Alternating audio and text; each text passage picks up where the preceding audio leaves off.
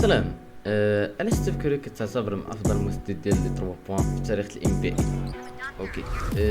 كاري كيتميز بنسبة نجاح عالية في الرمية الثلاثية 3 بوان بنسبة تفوق 42% على مدى مسيرته، وهي نسبة خارقة بالنسبة للاعب كيصوب بزاف من بعيد، كيسجل من جميع الأماكن، رميات حرة، ميد رانج، ومن نصف الملعب، من هالف كورت.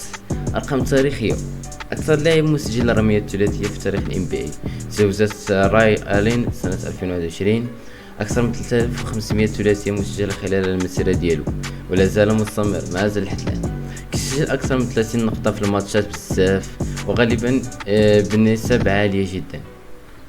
تأثير في طريقة اللعب: غير مفهوم التسديد في الام بي اي، وخلى حتى الفروق كدير خطط دفاعية خاصة به.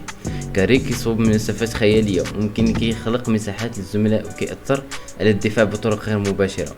الألقاب والجوائز: 4 البطولات ام بي اي مع جولدن ستيت واريورز، 2 مرات ام في بي، وأول ام في بي بالإجماع في سنة 2016.